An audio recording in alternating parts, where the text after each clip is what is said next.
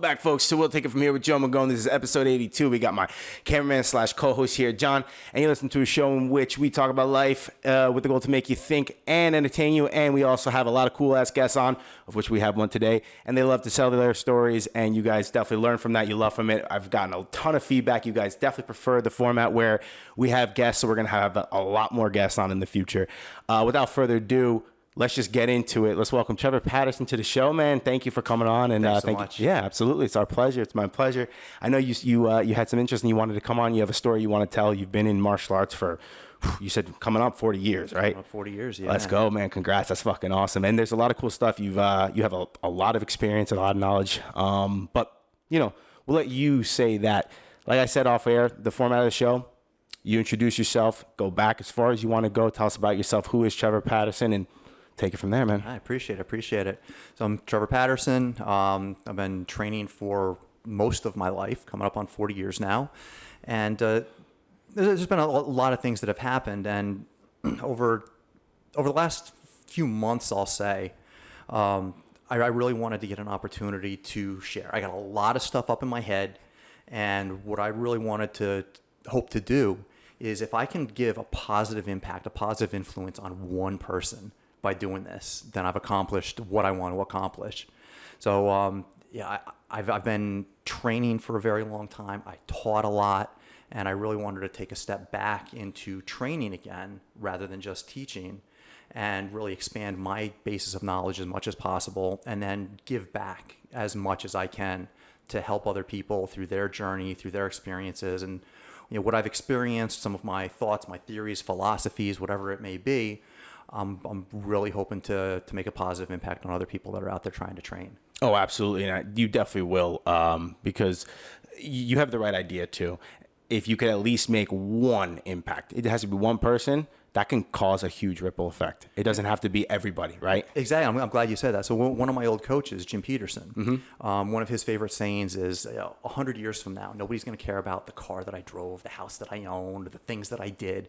But the world may be a better place because I impacted one person in the right direction, and that snowballed. Fuck yeah. So right along with what you said, man. I love that. Hell yeah, definitely. Cool. So take us back. I think you shared a picture with me. I think it was 92. Is that with Taekwondo? Let's get into your MMA and your martial art history. I'm really intrigued about that. So I actually started training when I lived in Maine. Oh, wow. And I was a little kid. Originally from Maine? I'm actually originally from Michigan. Okay, cool.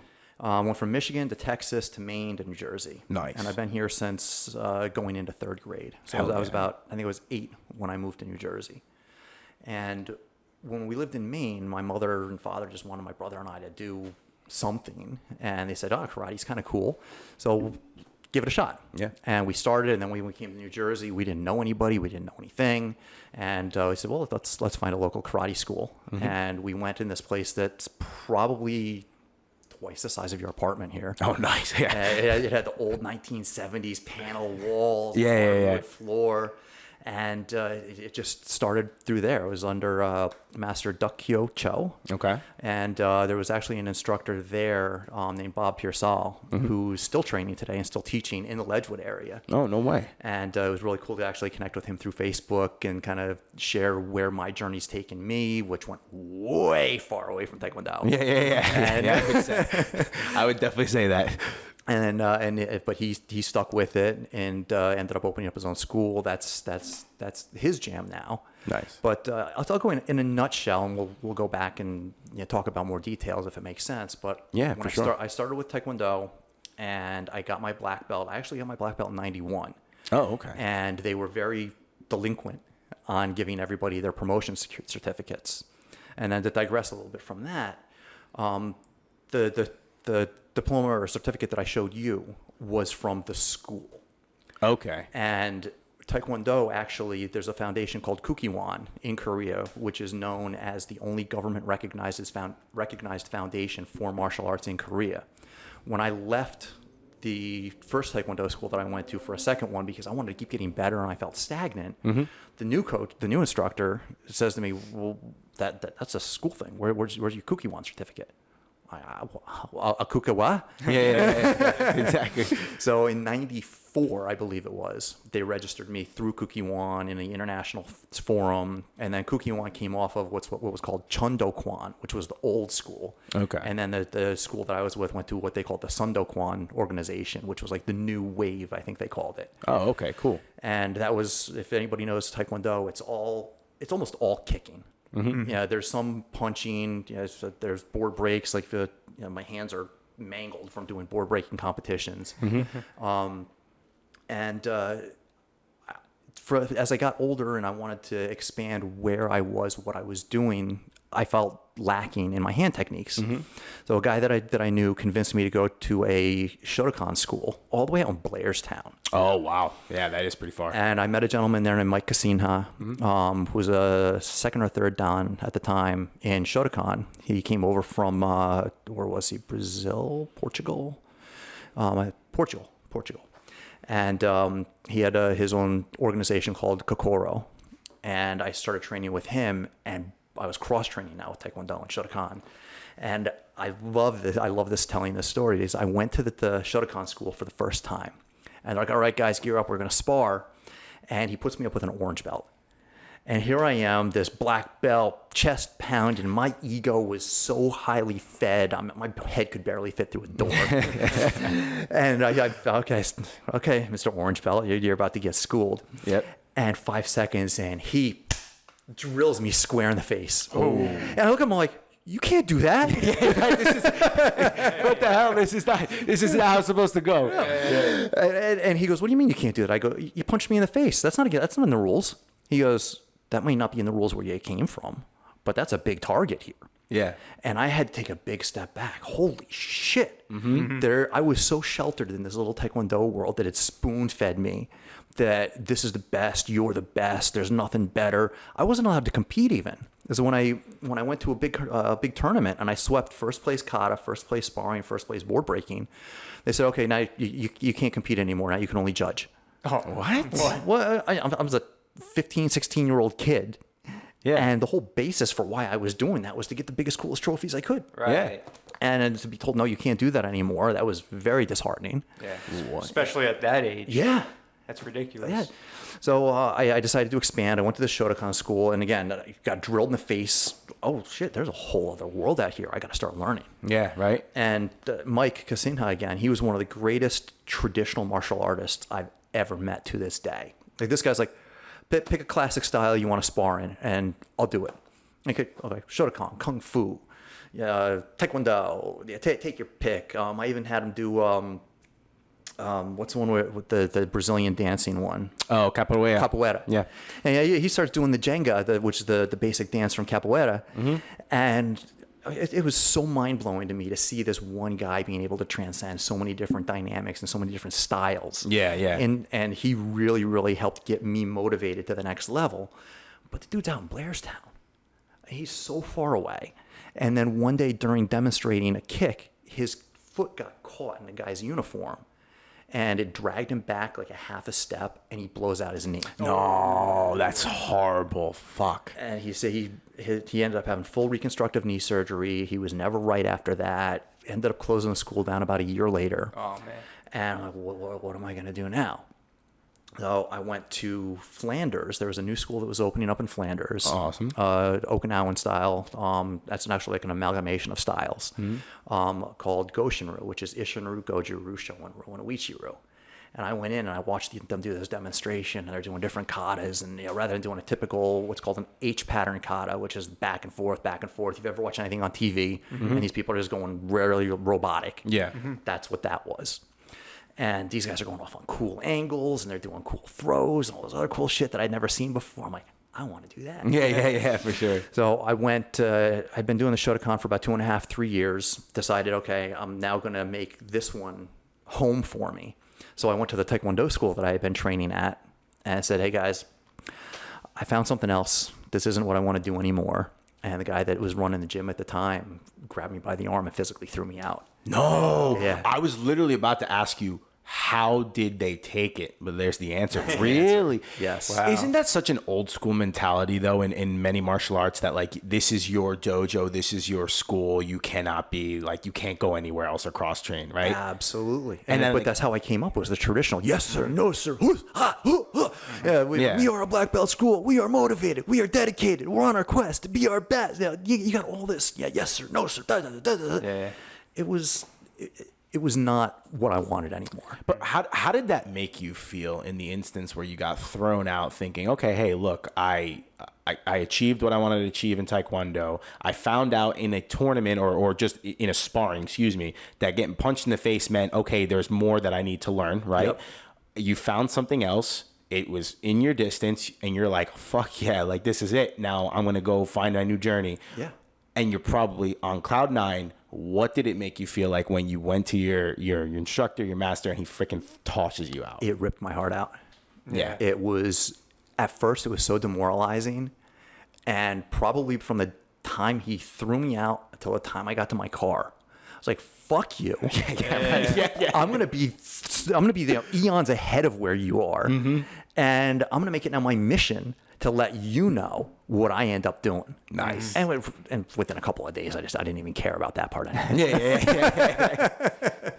No, but I mean, I bet you the ideology though of proving yourself and being like, okay, I'm going to get better and better, definitely stuck. It's just that you didn't give a shit about like, the emotions past. But yeah, man, that's incredible. Like just to think about today, because for the folks that are listening and watching too, Trevor is part of Pure MMA. He trains at Pure MMA now, so he's part of the Pure family. You've been training there way longer than me. But I could never imagine Mikey Andy.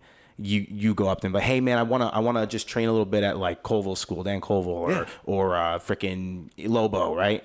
They would be like, fuck yeah, man, awesome, go. Yeah. Like they would want that. Yeah, it's and if you learn perfect. something cool, bring it back and show us. Yes, exactly, right? And that's the closed-mindedness of so many of the old school. Yeah. And the open-mindedness of the new. Yeah. And so let's touch on that for a second. I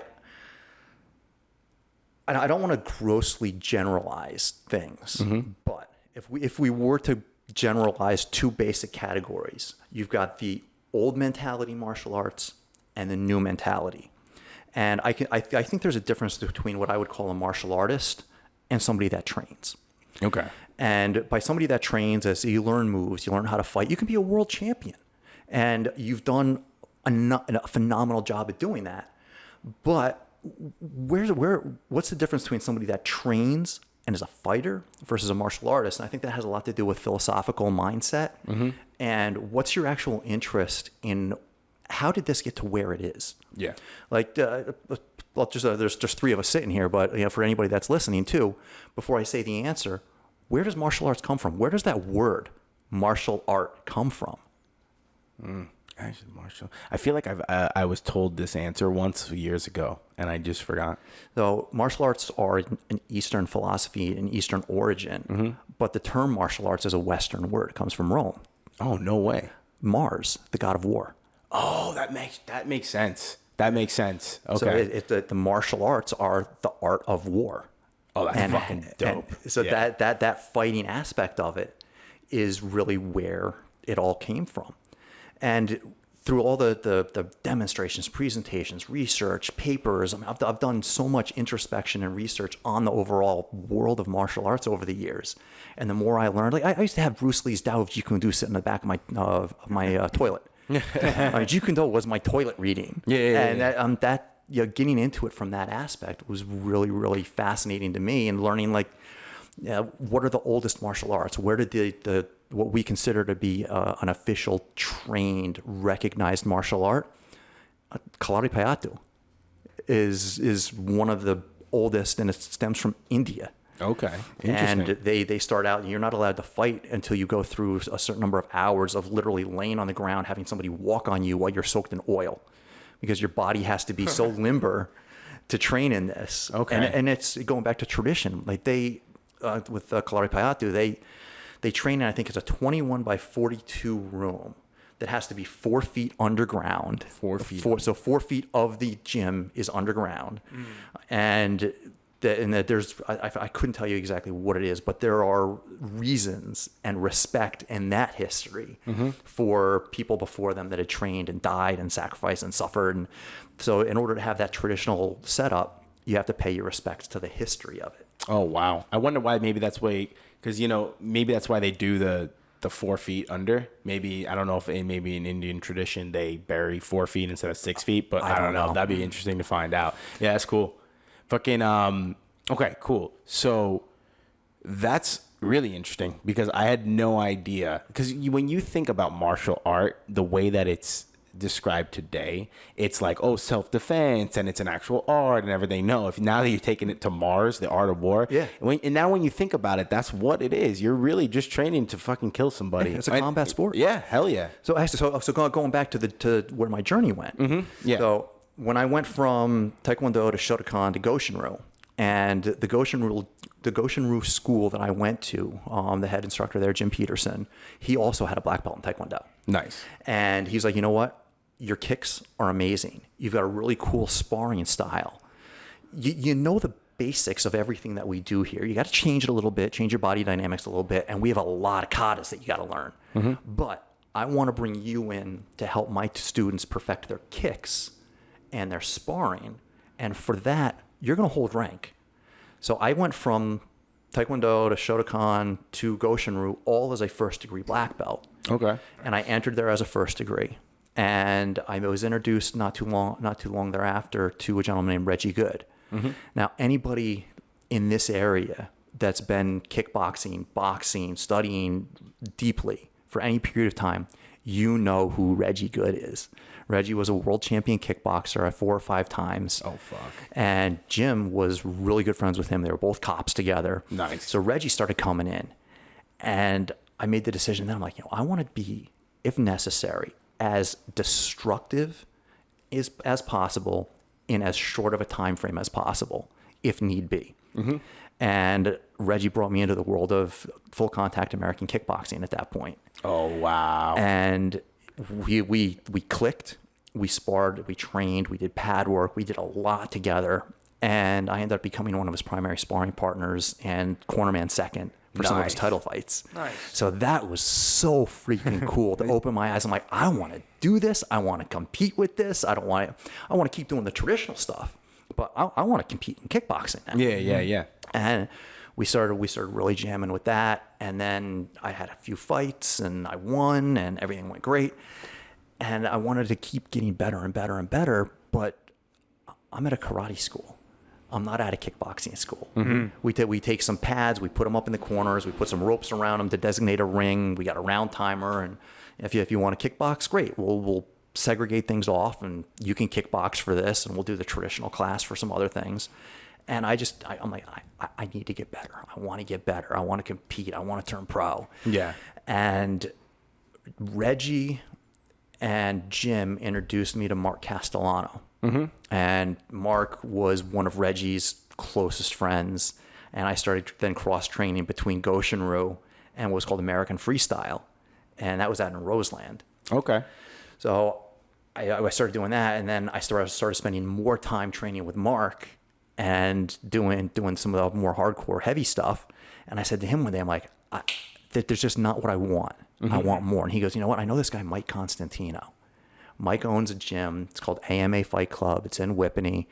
Yeah, let's go check that out. I'll set you up with an introduction to Mike and see if that works out for you. Yeah. So I went, and he had it was Jim Miller and Dan Miller were there. And what year was this? Because I know back in 2010 they were still in Whippany. Yeah. This is going back to like 2006, 2007 Gotcha. maybe. Yeah. And Dan was getting ready for an IFL fight, and I at the time I didn't know what IFL was. I think it's now defunct, but Mike goes, okay, you guys are gonna spar. Dan's a bit bigger than you, and I was a lot bigger then too. But look, he's got a real strong right cross. Just keep an eye out for it. Yeah. I'm like, okay, and we Dan and I start sparring, and I've always come up with, if you're going with somebody that you don't know and you're in their world, out of respect, you go kind of easy. And I started out just feeling them out, floating some jabs, floating some crosses, floating some kicks. And all of a sudden, wham! I got drilled right in the sternum, knocks me across the room. I landed on my ass. I'm like, oh, shit. Yeah, this is for real now. Yeah. We're not playing. This dude can hit. Yeah. So we're going back and forth. And I did a combo that I love. I end up finishing up. I'm a lefty. So I finished up with a left leg right to his ribs. And he goes, nice kick. And he starts sitting down, goes back. I liver kicked him. Nice. Oh, yeah. And that was probably the first and last time I ever hit Dan. Yeah, he went off, right? He's like, all right, I'm going to bring the sauce now. And he was so much... When I started losing weight and he started getting that much better and better, it was just like, oh, shit, I got to go with me in. Fuck. and it just wasn't fun anymore. Yeah, no, fuck no, dude. Well, when you go with like professional fighters at that point, I don't know if Dan and I know Jim is a professional fighter, but still, I'll call Dan was in the UFC. Yeah, you're okay. Yeah, true. So when you go with professional fighters, man, that's a different league, dude. It's a fucking different league. That was, and again, people that are listening, there's going to be a bunch of them that are going to recognize or participated in the heyday back then, and it was Sunday practice. Yeah, invitation only. Pros only. Okay. And you're not going through a class. You're not going through drills and learning things. You're throwing the fuck down. Yeah. And every Sunday, and I think every guy out there, I would assume is going to agree with this, you get the butterflies in your stomach. You get the head rush as you're driving in there, because it's like driving into a fight. Yeah. Like the sanctioned fight, I got butterflies in my stomach. I'm scared. I might get hurt. Yeah. Same thing on Sunday practice. I mean, it was normal. Just somebody is not hurt but injured. You know, the difference between hurt and injured. Hurt, you can keep going. Injured, you're done. Yeah. Right. No, for sure. And the ice packs. I mean, I had one of the worst injuries I ever suffered was sparring with Charlie Brenneman. Okay. And Charlie, he was getting ready for this Rick Story fight. And I'm like, he's throwing some leg kicks at me, and I'm like, all right, yep. Oh, okay, you got that leg kick. All right, I got you. I got your number on that one. I'm gonna set this up. And I feinted my front leg out there. I baited him to throw a kick at it, and he did. And I was off by about an inch, and that was the difference of me slipping to the inside of the kick or catching the blunt pressure of the tip of his knee into my thigh. Oh, fuck. And I felt it. It was a sharp pain. I went to step down and my leg gave out. No. And I went to stand up and I went to take a step and my leg gave out again. I'm like, oh, I'm done. So I took 2 days. My leg, I'm not going to search for the picture to show you guys, but my leg quadrupled in size. Holy shit. I was purple from my thigh to the tips of my toes. And when I went in for the x-ray, because I thought I broke my femur. Right. And when I went in for the x-ray, the doctors said, look, you have so much internal bleeding on this hematoma, we can't see. So if you still can't walk like another week and a half from now, come back. We'll do an MRI and see if you actually do have a fracture there. But take crutches, take time, keep the weight off of it. And that was 15 years ago, maybe? Jesus. And I still to this day have a knot really? in my leg. Yeah. Damn, bro. So you weren't fucking around there. That was like do or die training. Oh yeah. Fuck, and while we were there, I mean, we got Jim Miller there, Dan Miller there. Before Frankie Edgar was Frankie Edgar. Frankie was sparring there. We had when she came to the U.S. and started getting into fighting was Amanda Nunez. Nice. And she was a beast then. And you got we had Chris Weidman come in a few times. No, because Weidman's up in Long Island. Yeah. He actually came and did a seminar there. And you can't forget King of Pancrase, Andy Main. Yeah. I mean, Andy was there those days. Yep. And Andy and I went before he made his global journey and switched from a righty to a lefty and did all these other things. And, Andy and I went at it a few times. And then he made his big journey around the world, came back and tuned me the fuck up too. Love that. Isn't that great? But if you look at the guys, but Shorty was there. Shorty Rock. Mm-hmm. Yep. Wasn't Khabib there? Khabib made. I was never there on a day when Khabib was there, but yeah, Khabib was there. Jamie Varner. All right, nice. Came through. We had Jonathan Brookins. I think Jonathan came through after Andy did the Tough House. I think they became friends there. Okay, nice. But I mean, the who's who from Bellator, UFC, IF. I mean, we had the big names coming through there. Holy fuck, dude! To think about that, 16 years ago, man, legends were chilling in Whippany, New Jersey, and training. For sure. What the fuck, man? That's incredible. At that time, it was future world champs. Yeah. You know, I met Frankie Edgar at Attila's gym in 2021. He was the fucking coolest guy I've ever seen. He's such a bro. He is such a bro. So when I remember the first time I sparred with him, this was when Castellano was my primary sparring coach, and we finished up one class, and I called Marky up. I'm like, bro, look, I was just training with this guy. He's the hardest hitting 155er I've ever met, and he's little. And he goes, what's his name? I goes, Frank something. I don't know. I've never heard of the guy. And he goes, Frankie Edgar? And I go, yeah, that's it. He goes, dude, keep an eye on him. He's going places. Yeah. Fast forward, fucking world champion. Yeah, right. Yeah, he went places. That's fucking awesome, dude. But then, so then going through that, I went through all the kickboxing, kind of got to a good level there, and then I started having horrible back spasms. No, debilitating back spasms. Was that through the training mostly, or working out, or? At the time, I didn't know. Okay. And I mean, I was at my height of training. Yeah. I was walking at 200, 205. I had a tough weight cut to get to 168 to fight a super middleweight for kickboxing. Okay. And as I progressed more with the training, I lost some of the muscle mass, and I was fine with that. Mm-hmm. But then these back spasms. So I finally gave in after a couple times of literally going down face down and having to lay on my back for hours, not being able to get up for the next day. Like, what am I going to do when I got to pee type of a situation. Yeah. Mm-hmm. Wow. And I went in to see a pain doctor. He took an MRI, and I had 6 bulging discs. Holy shit. And he goes, look, I know how you feel. I actually did martial arts for a while. Most people would tell you got to stop. And I'm like, I'm not stopping. He said, most people. I'm not most people. Yeah. He goes, I sympathize with what you're going through. He goes, don't stop. Because if you do stop, you have so much osteoarthritis in your body. You're going to lock up. And if you do lock up, you're never going to unlock. Mm-hmm. So don't stop, but figure out a way to tone it down, dial it back a notch.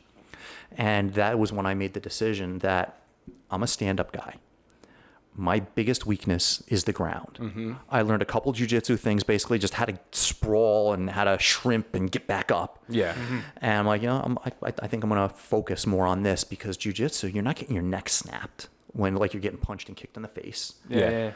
You have the general discretion that if you're doing takedown drills, you're not going to take a power double, land flat on your ass, and compress your lower back. Mm-hmm. Yeah, you can. It's a longer, extended, holding, less jarring martial art, less jarring way of training. Yeah. And that's when I made the decision. All right, I took off my 4th degree black belt. I put on a jiu-jitsu white belt in 2010, 2009-ish. I was working with Jamie Cruz at the time. Yeah.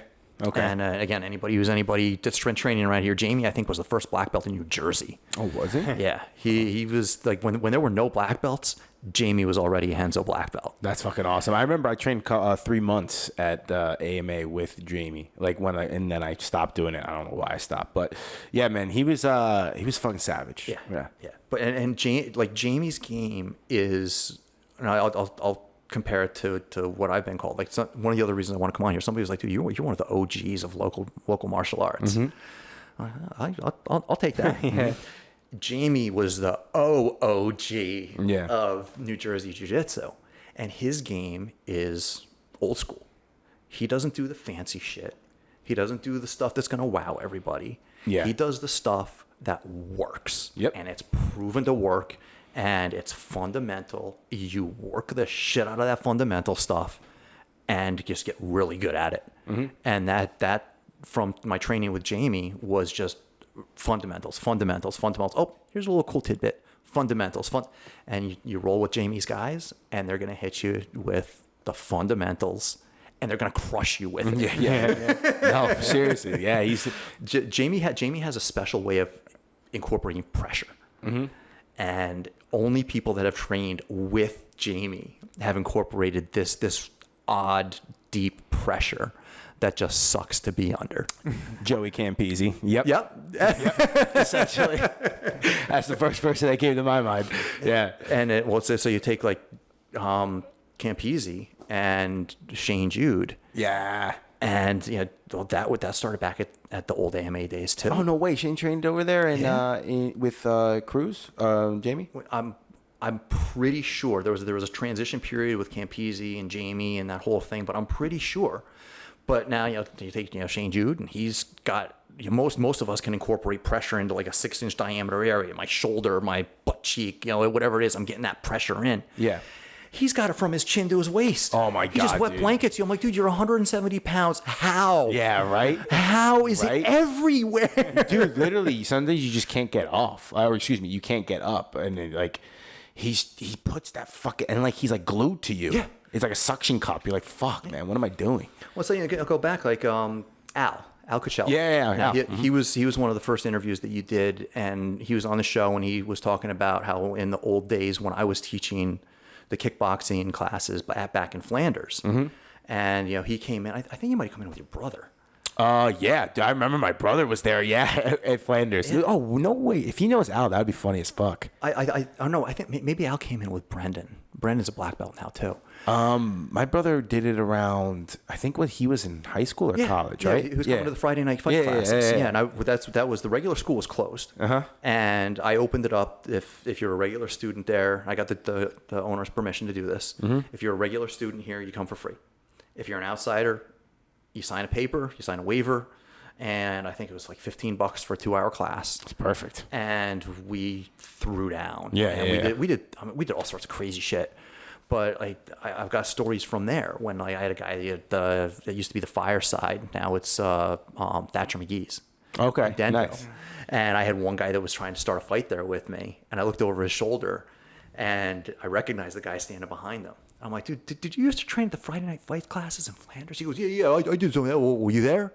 I said, I taught the fucking class. Yeah, he's like, And he has this place like, yo, remember that guy I told you about? He fucked everybody up. He made him fight him before they did the class. And that's the fucking guy, man. That guy went from trying to start a fight with me. Yeah. To, dude, you want a beer? yeah. He's trying to pull damage control right out. But with that, the way that I organized that class was, if you want to fight, you're going to have to do 2 classes, 2 rounds per class with me. And my purpose with that is the first time you do it, I'm going to test if you really want to be here. We call it fighter spirit, warrior spirit. If you're going to be here, you get knocked down, you're not going to cry and walk out. And after that, next time you come, I'm going to test your temperament, and I'm going to fuck with you, and I'm going to try to piss you off, and I'm going to taunt you, and I'm going to be kind of a dick. But I want to make sure that if you're sparring with somebody and they hit you with a good combination or something happens, that you're not going to lose your shit. Right? Yeah. And my other rule was, if I find out that you got into a fight and it was in self-defense or you're sticking up for somebody, well, awesome. Get in front of the class, tell everybody what you did, how it happened, and how you took the whole situation apart. But if I find out that you started the fight and you were the dick, first, I'm going to kick the shit out of you myself, and then I'm going to kick you out of my school. Yeah. No, for This is sure. around my class. It wasn't my school, but I'm going to kick you out of my class. You're not welcome back. This is, it's kind of like, we're doing this for the good. Yeah, absolutely. And, I would not have on my conscience somebody going out there and doing that type of thing. Yeah, no, absolutely not. I can't support that. I've had 2 altercations as an adult. Were they like you diffused the situation, or was it didn't escalate? The first one, I was trying to diffuse it, and the guy tried to sucker punch me. Okay. And from the moment he went to sucker punch me until he was on the ground with a broken leg was less than a second. Yeah, nice. He wound up for that big haymaker, and I was already, I don't know if the camera's on me or not, but I had my hands up. I'm like, dude, relax. I got my left leg back. It's a completely non-confrontational situation. And it was like slow motion. And bang, I felt his knee go in sideways. Oh, nice. Yeah. He made sounds I've never heard a person make before or since. It was, you broke my fucking leg. And the bouncers came in. I'm like, great, I'm getting thrown out of here. And they're like, we saw it. We just couldn't get here in time to break it up. Oh, yeah. So Perfect. they each picked him up under one arm and carried his ass out. Yeah, good. And then the second one was at a big block party. And 2 guys got into a fight. And one of the guys I knew. And I was watching the fight. It was kind of off on the side. These guys decided to settle their differences away from the main party. And I'm standing next to a guy. And, he's like, what are you doing here? And I'm like, I know that guy. I'm just making sure it's not getting out of control. And, and I'm like, how about you? He goes, yeah, same. I know the other guy. Nice. I'm like, all right, cool. And he goes, you on the job? And I go, no. I'm like, you? On the job is terminology for you, a cop. Yeah. Right. And I'm like, no, you? He goes, yeah. And I'm like, you calling in the cavalry? He goes, no. And he goes, you're not on the job, so what makes you think you control the situation? I go, I got a lot of fight experience. Yeah. Yeah, That should be enough. And he goes, oh, okay. So fast forward, I wasn't even drinking that day. And there's a bonfire going. I was walking up to these, I think I was getting root beer or something from one of the kegs. I got blindsided, put into a schoolyard headlock. Really? And I did basic self-defense 101, hand under the philtrum, other hand under his knee, picked him up. Now he's horizontal, 5 feet in the air, drop him on the ground, full mount. I get ready to put my elbow through his face, and he reached both of his hands up, and I just grabbed his arm, put him in an arm bar. And I'm like, dude, what are you doing? And he goes, I heard you were a fighter. I want to see if you were any good. I'm like, okay, if I let you up, are we cool? He goes, yeah, you ain't got shit, man. You ain't got shit. So I started cranking on the arm bar. I said, are we cool? He goes, yeah, we're cool. I go, you're not going to hit me. He goes, no, we're cool. He was drunk out of his mind. Yeah. So I helped him up, and then that was it. You know, he came up to me like an hour later and apologized for being a dick. Dude, when people just try to like fucking test other people and then like, what are you getting at here, man? Like, what the fuck? Yeah. Like, why are you even trying to do that with somebody you don't know? Exactly. Like, what the fuck? I am terrified of fighting on the street. I can't tell you how many bars I've left, beers I've bought, and it's like I get my ass kicked. You do too. You know, I'm there 4 or 5 days a week. I get my ass kicked every time. Yep. It's exhausting. I'm not necessarily afraid of getting my ass kicked. I'm afraid, and if you've seen the YouTube fail, bully fail, or street fight, one punch knockout videos, I'm terrified that I clip somebody on the chin. They fall backwards, hit their head on a curb. Yeah, then now they're a janitor, or now they're hospitalized or paralyzed or dead. I don't want that. Yeah, no, you don't. Yeah, absolutely not. It terrifies the crap out of me. Because if they don't wake up, you're going away. Yeah, essentially. And this is like again, Marky, my old coach, is being a cop. He goes, Trev, you get into a fight and you end up going to court about it. It's not going to go well. And I say, Mr. Patterson, you'll get in good shape. Do you work out? Yes. What do you do? I lift weights. I do martial arts. Oh, martial arts. What do you train in? And go through that list. Oh, aren't there different ranks in martial arts? What have you attained? I'm a 4th degree black belt. Oh, and my client here, he's never played a sport in his life. Yeah. What makes you think you can do? And it's just going to go for down. Sure. And absolutely. And then a shit show. He scared the crap out of me when he told me that. And he ended up being my best man. Perfect. Good. Yeah. There you go. Nice. Awesome. Well, that's pretty good. That's good to know that you're able to defuse the situation. You don't look to fuck with anyone like that. And that's obviously with the 40 years, I would hope that after 40 years that anyone that was doing a martial art would understand not to fuck with anyone, and that use it for self-defense is always a great thing. So let's go back. You were saying you were training with Jamie, right? Yes. We were talking about jiu-jitsu. You had the back spasms. You had the back problem. Yes. You wanted to find a little bit. Yeah, no, but that's what this whole show is about, man. That's why I love it. No, but the reason why I want to get back on this is I want to know why, because I only know you, with the exception of seeing you at the Y with my brother, and then my brother going to pick him up at that place in Flanders. Yep. I only really started meeting you at Pure. Yes. So I know you as a jiu-jitsu practitioner, even though I know you do all the other stuff. So let's get how you got into Pure and how you found everybody. Great question. So after I'll call it the great disbursement from AMA, the Main brothers did their thing. The Miller brothers did their thing. The people just kind of disbanded from the gym. And my loyalty was to Jamie at the time. And Jamie actually gave me my blue belt. Yeah. And when the great disbanding happened, Jamie ended up going to Woodland Park. Yeah. And that's another 45-minute drive for me. And I was only getting there once a week. And it wasn't enough. I'm working out at the gym. I got moving mad amounts of weight at the gym. Yep. But martial arts is my passion. I got to train more. I got to figure out something more to do. Yep. And I said to Jamie, I'm like, Andy and Mikey are 15 minutes away from my house. I feel a great deal of guilt, but I want to train more. I can't come out here and do this. Would it be okay with you if I started training with them? And he goes, yeah, dude, just don't forget your roots, man. Give me the love when you see me. Yeah, fuck yeah. So he didn't throw you in a fucking triangle and throw you out of the way. You can only train here, nowhere. Yeah, right, exactly. So I went to AMA, and this was not AMA 1.0. It was AMA 2.0. Got it. At the current location, but before they expanded. All right. So it was like, you know where the kickboxing room is now? Yeah. Oh, you mean Pure 3.0? Pure, yeah. Yeah. Sorry. I'm sorry. What You said AMA, but that's why I didn't know. Yeah, no, Pure. Yeah. Pure 1.0, Pure 2.0. So this is at Pure when Pure was basically, it's the kickboxing room now. Yeah. It was only that room. And this is another one of my favorite stories. I was the very first person I rolled with was Quinn.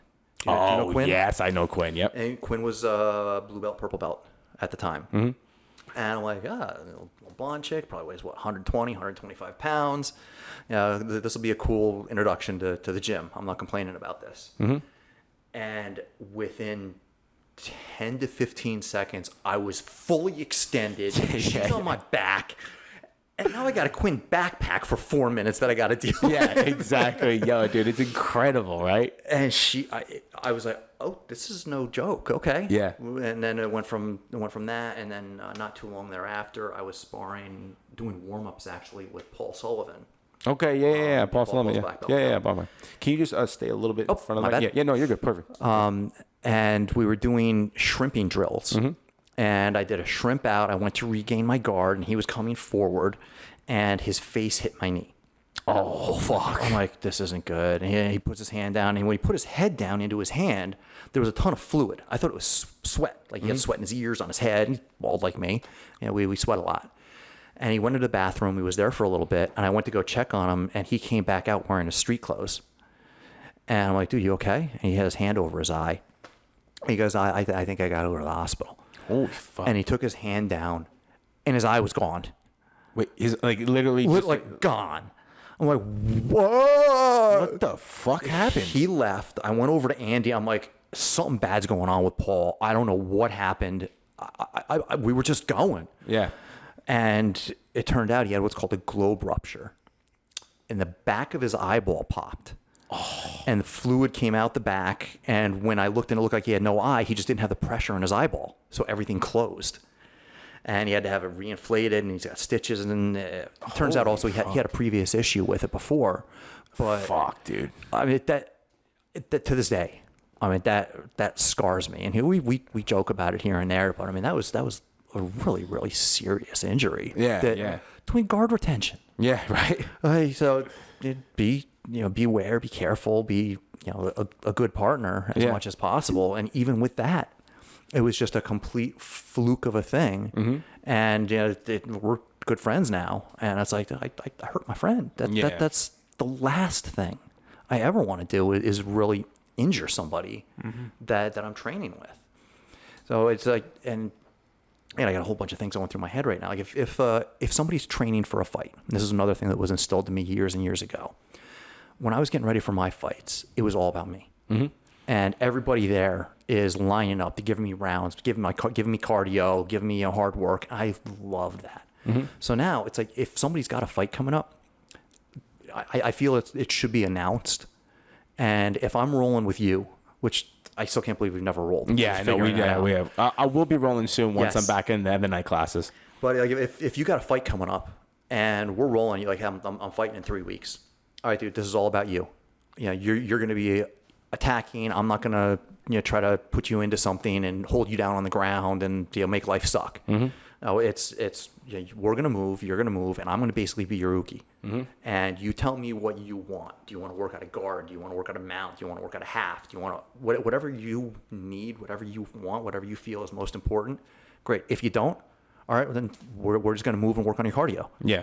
And it's all about you. For that time, there's nothing that I'm gaining out of that round that's going to benefit me in the short term.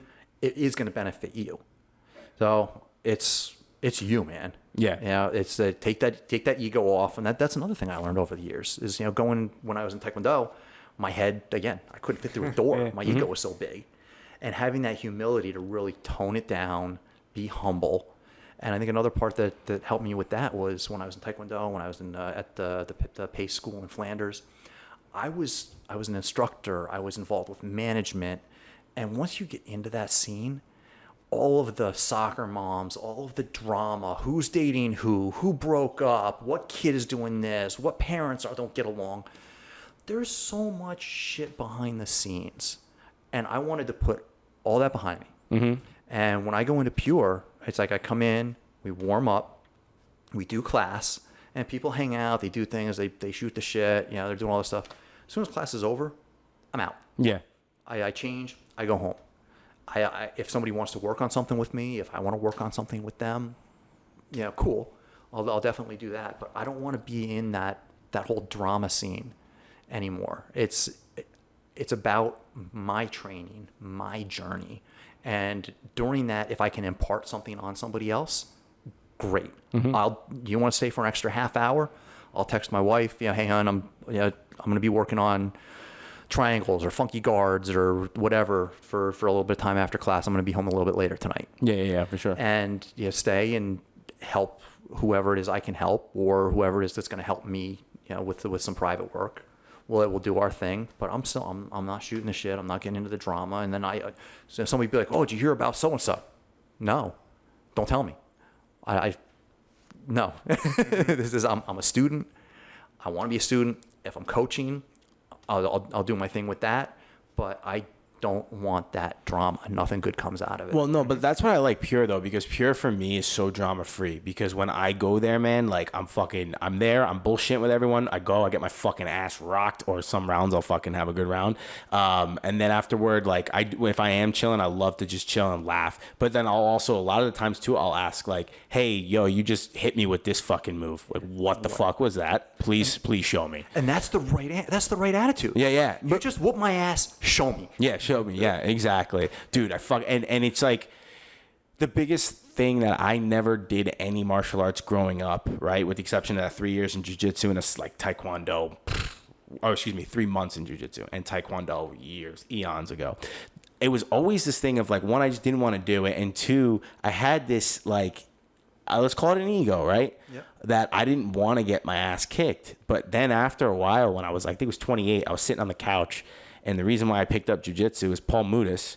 He's the one who he introduced me to Pure. Okay. And I remember calling him one day because he kept like, he did such a good job of planting the seed. He was like, hey man, if you ever want to do it, and it was like, genuinely, if you ever want to do it, give me a call. Yep. He's like, I think you would like it. I think you'd be good at it. Just give me a call. I go, cool. One day I was sitting on the couch and I was just like, dude, I can't defend myself. And that's horrible. Yep. Right? That is horrible to be a man and not being able to defend yourself, because if you don't defend yourself, you can't defend your family. You can't defend your girl, right? Your babies. So I was like, okay, we're changing this. First day I walked in, no gi Sunday. I called Paul up. No gi Sunday. First rolls with Paul. Of course, he was chilling, but he was whooping my ass.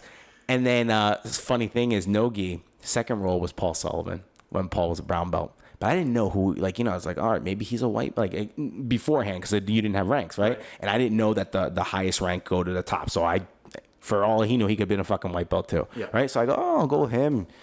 Fucking whooped my ass. And I was like, oh, and then the next day I come in, he's a brown belt, like wearing the brown belt. Okay, that makes sense. But the point of the story is, after when I was shaking hands, I remember just naturally having this smile on my face. I absolutely just got destroyed, and I had a smile on my face, and I felt it, and the dopamine kicked in, and I was like, I want more. This isn't stopping. Yeah. But that's what I love about the sport. Well, people ask, sorry. No, I hate your mic.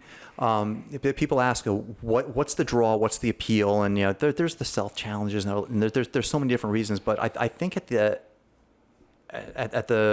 ultimate conclusion of why or what, from a therapeutic mental standpoint, is when you're out there, nothing else matters. You could have had the best day at work, the worst day at work, your dog died, you got engaged, you got married, whatever the case may be. For that time that you're out there training in live rounds, if you're not 110% focused on what's going on, you're going to sleep, you're tapping. Absolutely. Yeah. You got to be. I didn't think it was possible. But I have had rounds where I'm not 100% there, right? Yeah. And I'll be thinking about something else, get smoked, right? More like me, even against someone who I shouldn't be getting smoked, but I probably get smoked. And then I'll just be like, dude, fucking focus on the fucking round, please. I'll just say that to me. Focus on the round. You're here for the round. You're not here for anything else in life except to learn how to fucking, this move of the day, to learn how to defend yourself. Fucking focus. Yeah. And it's so incredible when you're focused and pinpointed in. Yep. Oh, game over. And then when you're in that, it could be with somebody that is a black belt, a white belt, a blue belt, a purple belt. There's a point in the movie Matrix, I think it might have been in the second one, that sticks with me, that's stuck with me. And it's the scene when Neo is fighting, oh God, I forget what the guy's character was, but they're on top of a table. And the one guy had to test Neo to make sure that he was the guy that he said he was. Yeah. And they're fighting and they're doing their thing and the choreography is off the hook. And he goes, okay, we're good. And Neo's like, well, what? And he goes, the only way to truly know somebody is to fight them. Yeah, it's true. That was a keymaster, right, or something like that? No, the keymaster was the dorky little guy that was grinding all the keys, but it was the guy to get to the keymaster. Right. And I'm like, that stuck with me so hard. And it's like, what do you learn in fighting? And if you look at baseball, football, hockey, basketball, all these other sports, when shit goes wrong, what do they resort to? They fight. Yeah. So it's like, so if you're out there fighting, is somebody doing dirty shit, cheap shit, going, are they just, going limp noodle on you? Are they trying to be an asshole? Like, what are they trying to do? And you learn so much. Every single person that I've trained with through 40 years has left an impression on me. And I couldn't say that it was this person at this date, but there's something. And when you did the podcast with Ashley, Ashley was nice. she said something again that really hit home with me, and it was about imposter syndrome. And she goes, when I'm up there teaching, and I see Trevor's in there. He's been doing this whole life. Like, what am I going to teach him? Do you know how much I've learned in rolling with her? Holy crap! Like she said it in there too. It's like rolling with a mirror. And there's a lot of stuff. As a 46-year-old man, I'm very flexible. And there are certain things that she started doing with her feet and her legs and angles and hip movement and stuff that worked for my game. So I stole it. And I incorporated it into my game. So Steal like an artist. Yeah. That's it. And okay, if that worked on me, so now I'm going to use it and I'm going to make it work on somebody else. And the best thing that'll happen is if I picked it up from you, so I'm going to try to use it on you. Yeah, exactly. Right? Yeah. You know, it's awesome too. What's it called? Going back to the point where you said that to get to know someone is to fight someone, right? That's why, like, when you have your training sessions, and I bet you had it in karate too, because John did karate. You probably had your favorite sparring partners, and your favorite sparring partners are the ones that you most of the time, there's like, all right, this is the round where the art of war, right? We go to war. Yep. For me, that's Scotty Cooper. Coop is the one that I love going against. He will never take it easy on me. He will always keep me straight. If in the beginning, if I was doing something, he'd be like, bro, come on, motherfucker. Or like, if I hit what did he say? He goes, I tried like a knee bar in a really bad way. He goes, he's like, why are you doing it in a really dumb way? But he's laughing about it, right? Right. He's very much like teaching. He's very supporting, but he's going to let you know, you tried that move in a really shitty way. Dude, that sucked, right? Better fix it. I have this thing with him now where I promise him, and he's definitely listening, I'm going to rear naked choke him. I called him. He goes, one day he walked in and he goes, what sub you going to hit me with today, bud? And I was like, fuck it, rear naked choke. I'll tell you too.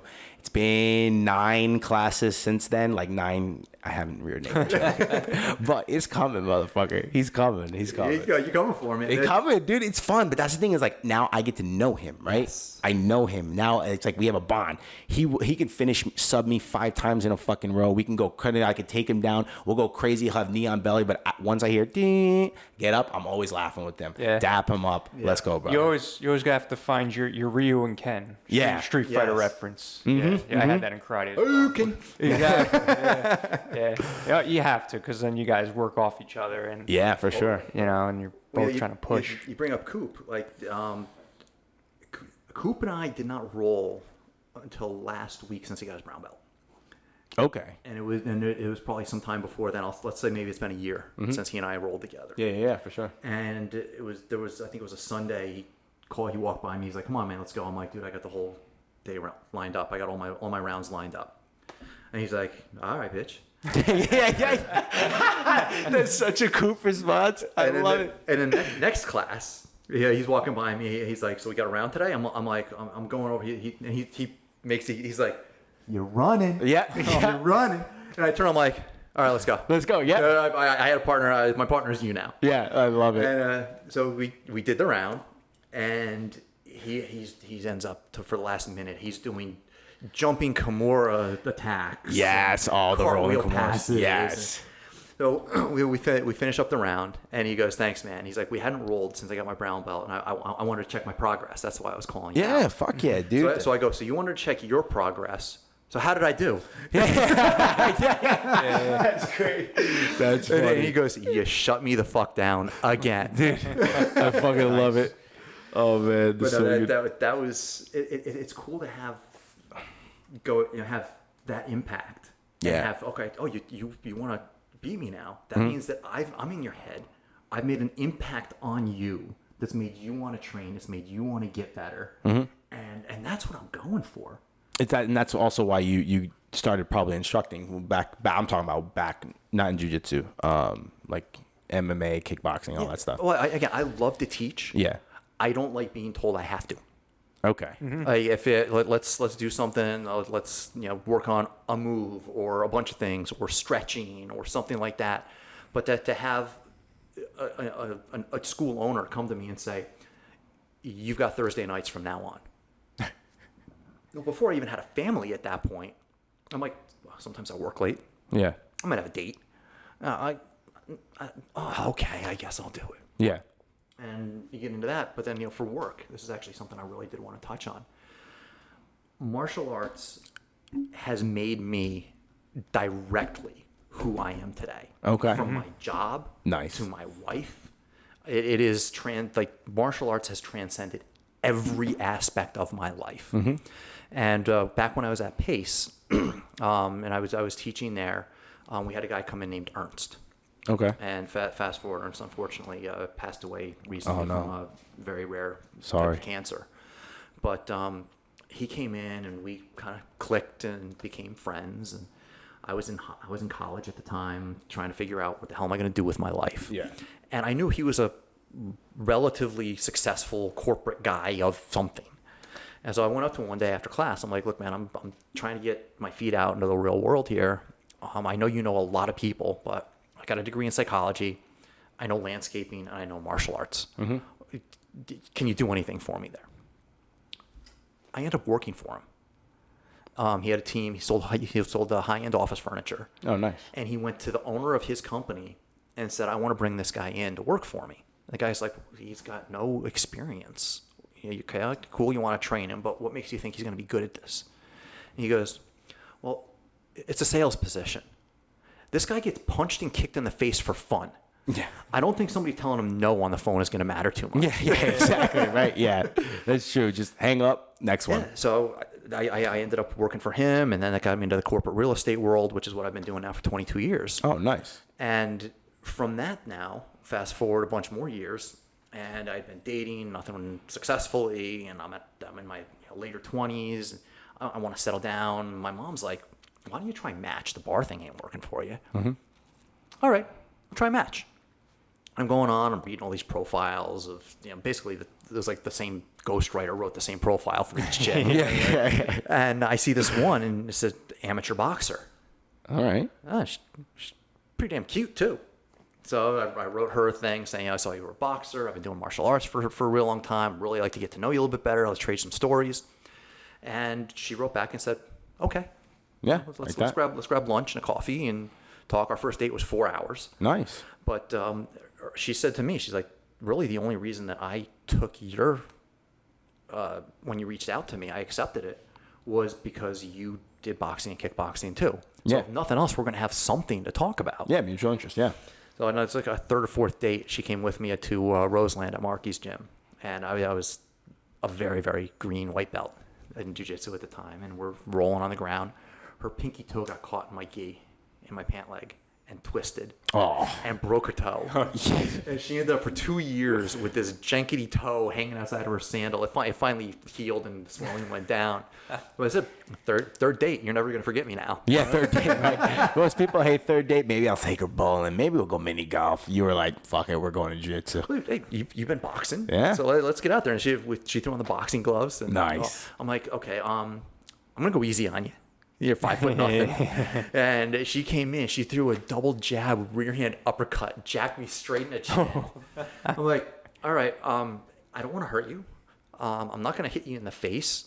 So I'm just going to keep you away from me. Every time she came in, I put my foot on her hip and I would just tap her with my toes. And I'd move and knock her off balance. Knock her off. At the end of it, she's like, what the fuck? That's not fun.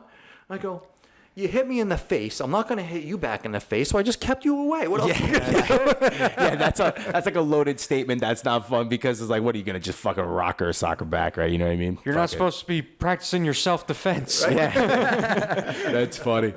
Shit, that's like the Dan Miller 2.0. You're like, oh, everything's going to be good. Boom. Yeah. Yeah, that. Well, going back to the AMA days, man. Those I remember coming back. I had my routine. I called it Testosterone Sundays. Yeah. So the practice was at 10. I'd wake up at 8. I couldn't eat breakfast. And to this day, I can't eat within like 2 hours of working out. Okay. It makes me sick. Yeah. So go to practice 10 to 11:30. There was a Chinese buffet on my way home. Nice. And I would load up on the Chinese buffet, go home, take a shower, smoke a bowl, chow down on Chinese food, and watch NASCAR. Oh, nice. And fuck yeah. you pass out on the couch, chill out, and just relieve my wounds. Mm-hmm. Yeah. And there's been so many over the years. Yeah. That's not just the back, but like getting ready for a fight. I mean, that's what I held up my hand before. Like you see these 2 bumps down here. Yeah. I don't know if you can see the scar here. That was from the surgery afterwards. But I shattered this, broke this, and broke that. Getting ready for a kickboxing bout. Punching a guy in the face with an 18-ounce boxing glove. Oh my God. And he was a wrestler. He kept coming in. And I'm tap, tap, tap, boom, tap, tap, tap, boom. And he's wearing one of those bar headgears. Yeah. Across the face. Yep. And I'm like, dude, every time I'm tapping that bar, I'm punching you in the face. Please respect that. Yeah. And he didn't. And I just finally got so pissed off, I hauled off. I punched him as hard as I could. And the strap broke. The bar went into his face, broke his nose. My hand exploded. Ooh. And in the long run, I ended up with the worst end of it. Yeah, for sure. Now that's as far back as my hand goes. So it should be right there. Yeah. Yeah. But and actually, do you know Mikey Machoni at Pure? Fuck, Mikey. He teaches kickboxing, real heavily tatted up. Oh yeah, Metal Mike. Yeah. Metal Mike. Yeah. Mm-hmm. So we met. I used to be his instructor. Oh no way. At Pace. Okay. Like, I've known him since he was like, Mikey, correct me when we see each other later next. I know you'll listen to this. 10, 11, 12 years old. 10, 11, 12? Okay. When we met, and I helped him getting him ready for his black belt test, and then he ended up getting into kickboxing, obviously. Mm-hmm. And I broke my hand once on his head, and hand puffed up, his nose puffed up. I have a picture of him. He's like 14 years old with his face all gushed up in blood from hitting him. Holy shit! But his dad was all about it. He was like Mr. freaking Karate. Mm-hmm. Mr. Machoni was doing this tournament, this class, this demonstration.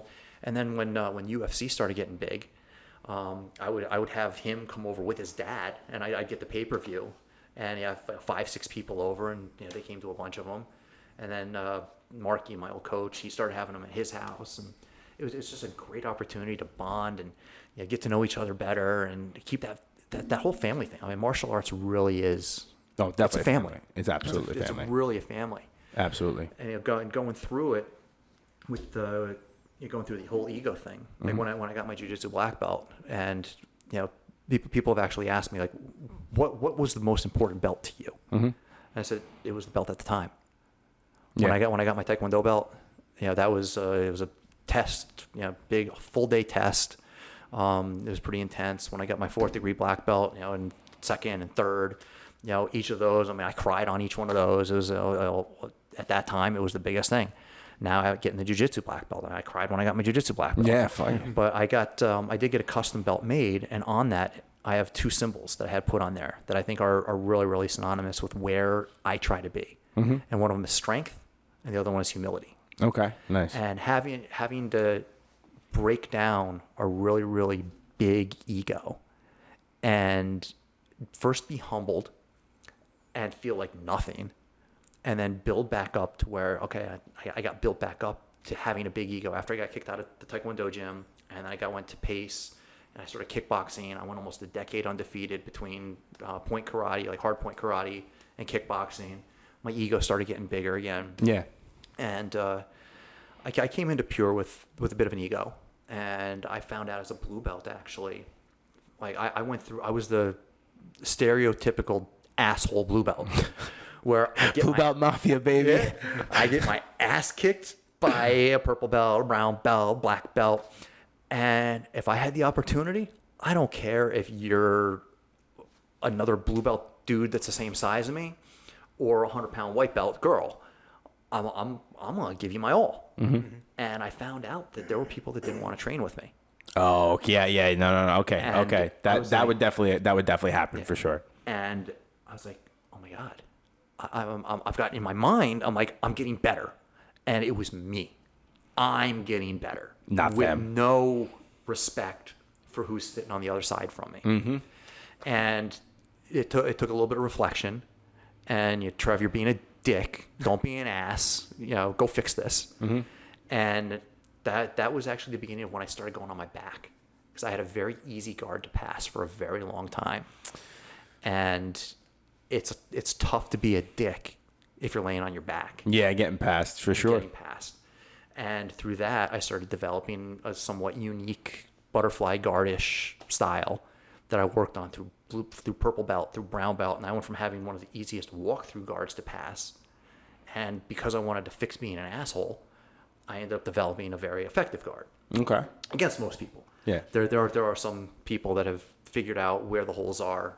Like Andy and I have had some amazing fun over the last year or so. Yeah. His guard passing, first he stomped all over me with it. Mm-hmm. Then I kind of figured out through my trial and error how to slow him down a little bit. Mm-hmm. And then he figured out a way to open me back up again. Yeah, and of course, for sure. So I have a text message thread from him where I was like, yeah, you did this, you did this, you did this. And he goes, look, man, the guard game that you're playing, you made me get better. Mm-hmm. I figured it out. Now it's your turn. Yeah.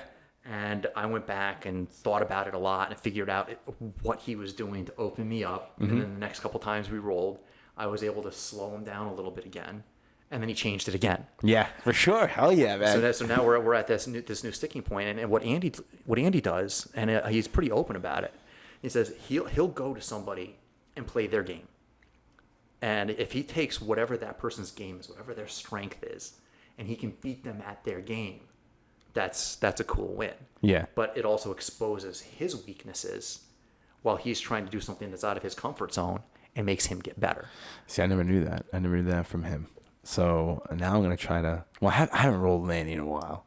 Every time I roll with him, he fucks me up. Of course. Like, there's no surprise there. But now that I know that, I got to see what his weaknesses, quote unquote, would be in the role. I wouldn't call it a weakness. No, it's definitely not a weakness. But he's not a weak. His game is phenomenal. But I'm saying, like, if he's saying that he does that and he exposes his... Where he needs more work. Where he needs more work, yeah. Like, I don't even know where I would even begin to think that. Damn, I'm going to try this now. Right. Oh, you didn't hear that, Andy. Don't worry. Don't worry. Nothing's going to happen. You're going to fuck me up. It's all good. But it's one of the great things about jiu-jitsu versus the striking arts. Yeah.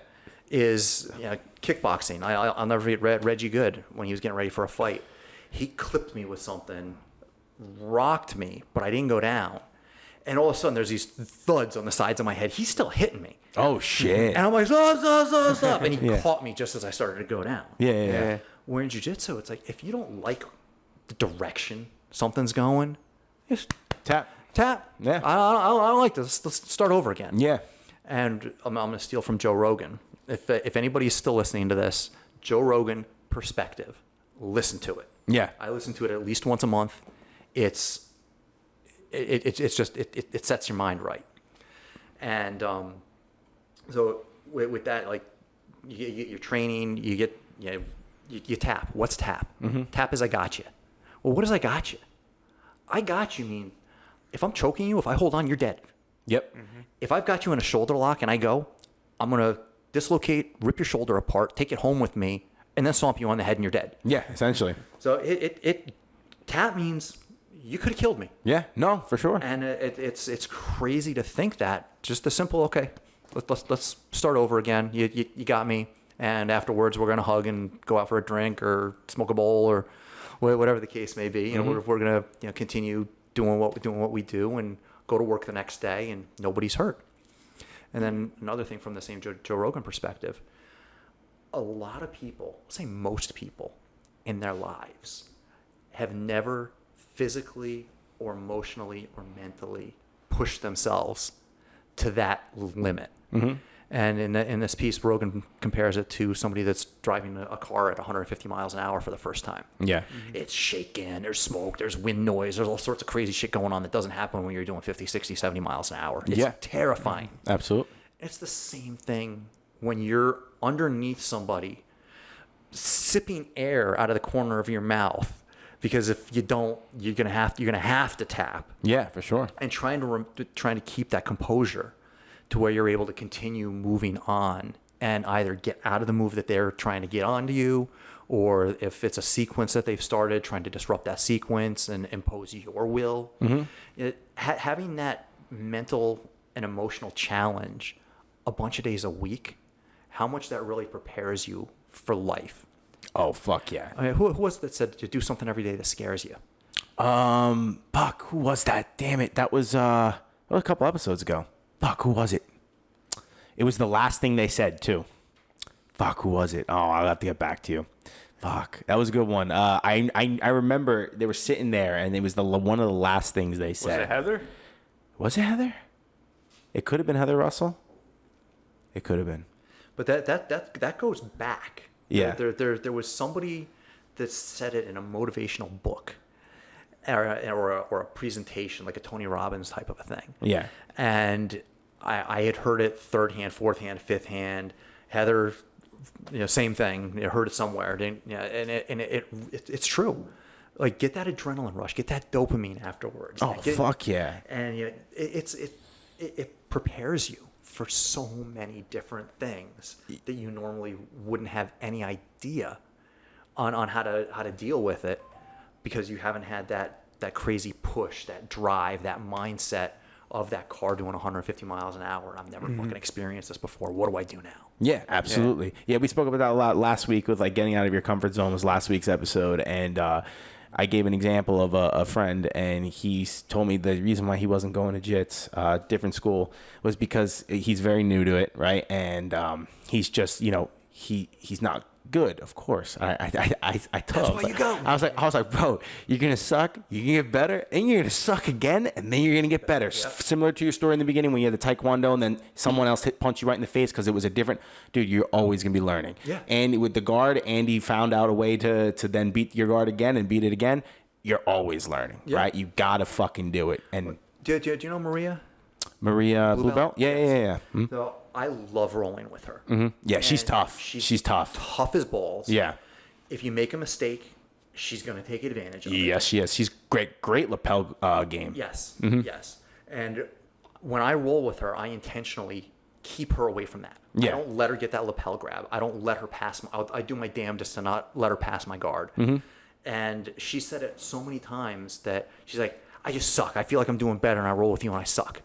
I go, no, you're getting better, which means I have to go harder. Yeah, for sure. You're making me better when you get better. So that progression that you're going through, everybody goes through. You're the hammer, you're the nail. Yep. And I mean, there's nothing worse than going through a whole class as the nail. No, but you know what, dude? Honestly, sometimes I love that. Sometimes I go, all right, this is going to be a fucking hard class. Guess what? The next class, if I don't go with someone that's at that like higher level, and I go with someone that's a little less experienced than me, I start to see that my game got better. Yes. From getting my ass kicked. Yep. My old neighbor, he actually started coming to class. Mark Wernikowski. He's tall. He works for the DOD. Yeah. DHS, sorry. Mark, yeah. Mm-hmm. So when I lived in Rockaway, he lived right behind me. Yeah. And we became good friends, and he hit me up a little over a year ago. He's like, I want to get into jiu-jitsu. Can I come train there? What should I do? And he came in, and his first class, he rolled with me. Mm-hmm. And he goes, oh, now I get to see what this is really all about. Yeah. And, he came at me, typical, 6'4", 230 pounds. Whoa! There. I just put my knee up, dumped him off on the side, got on top of him, tried to make his life suck a little bit. Yeah. Okay, let's start over again. Do it again. And he comes, whoa! I'll go dump off to the other side, get on top. And we finished up. He goes, I felt like a fucking kid. And I go, well, you're top heavy. You're being very aggressive. You don't know what to do. So you're just trying to overpower me. Yeah. And that's what jiu-jitsu is. Yeah. It's taking somebody that doesn't know what they're doing necessarily. They're trying to overpower you and use it against them. Yeah. And, kind of like an Aikido type of a thing. Yeah, absolutely. And if you're going to come at me with your full weight, I'm not going to meet you with my full weight because you outweigh me by 80 pounds. So I'm going to use that against you and go from that. Which is an awesome segue into another thing I wanted to talk about because we're running short on time. Yeah, I was gonna say. I was actually gonna bring that up because you're hitting training, right? I think that was Mike Amorisano that said that actually. Michael Morisano. Yeah. Okay, got it. Yeah. I just want to get that correct. Yeah, thank you. Because that was a great episode. And Yeah, I would say just from my experience during rush hour, it takes you about 30 minutes. So we're at 5:40. If I'm a few minutes late, I'll be a few minutes late. This is worth that it. 287 traffic though. Yeah, that's what it No, is. 287. Okay. Ridgedale Ave, man. Yeah. All right, cool. Now, as a last thing, the martial arts. And one of the things that Marky said to me, my old coach said to me, and I mentioned in the beginning, it's like the martial arts needs you more than you need the martial arts. And one of the things that martial arts does afford you that I really don't think many other sports can do is you can do this from when you're a toddler to when you're essentially on your deathbed. Yeah. And does that mean going out there and death rolls till for 90 minutes? No. And it doesn't necessarily mean jiu-jitsu either. For me, it was Taekwondo, Shotokan, Goshin Ryu, MMA, jiu-jitsu. But what's next? Yeah. And the Gracie family, I mean, you got guys that are doing this until their deathbed, but what happens when you can't get out there and roll, or what happens if you don't want to do that anymore, but you still want to keep some of that martial mindset, the philosophy, and keep learning and keep growing, even though you're almost wheelchair bound. Well, then you got Tai Chi. I was thinking that. That's what I thought you were going with. I was like, Tai Chi? You can go to the park and you can do the slow dance, and then you can learn the bunkai between the moves. Like I learned like in Tai Chi, and I don't know if there's a camera on me, but there was a move. That one right there. Awesome. There was a move where you come out and back into a circular motion, and then back out with your wrist extended, and then that flows into something else. Well, the bunkai, the actual move behind that, is you're parrying a block, coming around it, and doing what's called a gooseneck strike to the face. So that really slow dancing looking thing, when it gets brought into practice, is a snap, tap, bang. Yeah. And then you can take that whole mindset of martial, war, slow it down into a dance, whether it be Tai Chi or capoeira, or even going further back, whether not a dance, but if you ever look into some of the movements with I'm going to reference Kalari Payatu again, where they're fighting with antelope antlers and all sorts of crazy shit. Yeah. Like how this has all evolved. Jiu-Jitsu is a younger sport. It's newer relative to these other, again, Kalari Payatu was like, I think 600 BC. Oh, wow. Was when they traced it back to.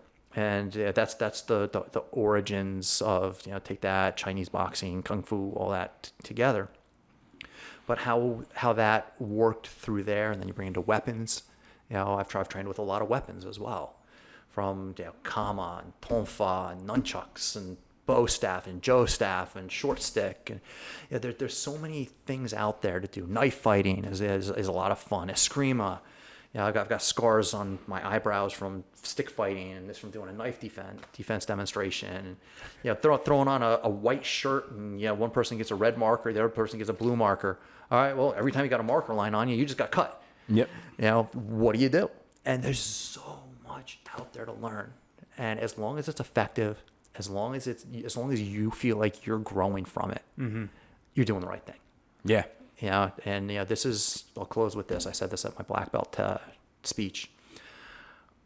Every brown belt I'll just use as pure, you're going to have to do a black belt speech, and you prepare for it. And everybody does it. And while I was in the shower sitting down after a workout one day, and I had this epiphany. Martial arts was always described as when you get your black belt, that's the pinnacle, that's the top of the mountain. And for years I've been saying, no, it's not the top of the mountain, it's the new beginning. And now you're starting all over again, and this is where you really start to learn. I'm changing that. The black belt is the top of the mountain. You blood, you put your blood, your sweat, your tears, your time, your money, your sacrifices. You fucking got there. Mm-hmm. But now you gotta get back down. And now you know where the harder points are, where the easier points are, where the handholds are, where the footholds are. That journey back down the mountain is where you truly learn That's interesting. what your art really is. Yeah, that's really fucking cool. That's a good, interesting outlook on that. Yeah, for sure. I like that. Awesome. Makes sense. Yeah, no, awesome. Dude, thank you for coming on, man. Thanks for having me. This is I've really been looking for a place where I can have an outlet Yeah, to for share sure. the thoughts and experiences and really have that platform to do it. I've been thinking about it, the opportunity to do it. You gave it to me. I can't thank you enough. And again, what we started with this, I hope that this is able to help one person, touch one person. It will. Motivate them. It will 1,000%. It's a cool story too that they're gonna listen to when they hear it too. They would have heard a really fucking like all like the stuff you were talking about with all the people you met, all the training you did, all that shit. It's awesome. Fucking thank you for coming on, man. Thanks, Appreciate brother. it. Anytime. Trevor, thanks Great. so much. Yeah, anytime. Appreciate it. You have anything else you want to add? No, I'm just gonna say thank you. I usually like to chime in every once in a while, but I enjoy just hearing. No, it's okay because you have such an awesome martial arts story, and I don't want to add too much to the time, but I just want to say, that was one thing that I regret because I started karate at 22, and the school I went to was awesome, but then it became a pay for everything school, and everyone gets a black belt. Yeah. Right. So anyway. Having started young, I think is something that I would like to let people know is like if you're, I mean, my parents didn't want to pay for it, but at the same time, like the younger you start, I think the better. Just get in there. I mean, You're never too old. You're never too old, but I like to think before family and for me personally with work and stuff, it's hard now because now I'm like, because my next venture is Jiu-Jitsu. That's what I'm eyeballing just because I have this guy over here and every guest usually has some sort of toe in Jiu-Jitsu. 80% of fights end up on the ground. Yeah. Yeah. And because the one thing though is like being older now, it's like, it's just. Older? How old are you? 36. I got a decade on you. Yeah. So it's just the fact too, like where I work is I need all my limbs because I work outside basically. Right. So it's like one of those things where you always have in the back of your head, you're talking about your knees getting or your thigh getting kicked in and then like the guy's eyeball oozing out of his back of his head. It's like, yeah, that can't happen. But again, to your point, roll with the black belts because they're going to keep you safe, right? Safer, yeah. Yeah, safer. Yeah. Spar with the black belts. Yes. We can't help you with your own spasm. Yeah. It's true. Yeah. And question with the back and stuff, how's that doing? Did you look into acupuncture, any of that stuff? Actually, I went with 5 bulging discs now, or 6 bulging discs, and I have 5 bulging and 1 herniated. So Okay. one of them did go. I tried that dry needling. It's not for me. Mm-hmm. I did have an epidural 10, 11 years ago. Yeah. That was life-changing. Yeah, I think I might have to get another one. My father-in-law just he did the epidurals, but then he had like a couple, and then he finally got the surgery. With an incision about that big, and he's ready to tap dance again. That's awesome. And he never tap danced, just showing you how good it went. Yeah, no, I'm concerned about that. And walking in here, I had a little tweak. I don't know if you guys smell it. I'm doped up on Tiger Balm.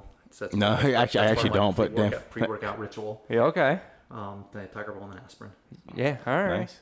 But yeah, no. So, well, thank you very much for sharing your story. It's an awesome, badass story. If I were to live another life, I would live that life. The way of the martial arts. I love martial arts growing up. Like, look at my shirt. I got Ninja Turtles on my shirt, right? And following Bruce Lee, Jackie Chan, all that stuff. It's like you just wanted to jump in there. But I started later in life, but it doesn't matter. Like you said, you're never too old. But I'm glad to have met someone that's done it and done a bunch of different things. And is there a favorite that you have, style-wise? I'm going to say it all goes along with the timing. At the time, that was my favorite. Mm-hmm. Looking back on it now, I think jiu-jitsu, well, in the 80s and 90s, there was no jiu-jitsu. Yeah. There was only Japanese jiu-jitsu. But I wouldn't change anything. Taekwondo gave me the flexibility and the discipline. Mm-hmm. Shotokan opened my eyes to what else was out there. Mm-hmm. Goshin Ryu opened me up to a lot of kickboxing and fantastic fighters. Yeah. Going into the freestyle and the MMA opened my eyes to what really works. And now going back and coming back down that mountain and really learning what those handholds are, what those footsteps are, and becoming the best that I can be. And if shit comes down and I need to protect my family, make sure that's not going to last very long. I want to. One more quote from Marky. I don't like to fight, but if you want to fight, I love to fight. And I'm going to make sure or do everything in my power that I'm going to go home and have a filet mignon, and you're going to have to sip soup through a straw. Yeah, perfect. Nice. Do you have like a social media Instagram that like if someone wants to ask you a question, are you comfortable with that or giving that or no? The only Facebook platform I'm active on is Facebook. Okay, Facebook. I'm old. Yeah. All right. Cool. But hit me up at the gym. There's enough people that if you want to get a hold of me, you can. Again, I am on Facebook. Mm-hmm. And I love talking about it. I love if I can be motivational, helpful, influential in a positive way. Yeah, I'd love to do it. Fuck yeah. Awesome. Well, you're here to hear, folks. This Trevor's story, amazing. The art of war, right? So if you're thinking about doing it, do it. If you're doing it and you're having second thoughts, do it. And if you're doing it and you love it, do it. Right? Exactly. Amen. Yep. You listen to episode 82. We'll take it from here podcast with Joe Magone. Trevor's story was awesome. We're going to see you next week. Have a great day. Stay awesome. Peace.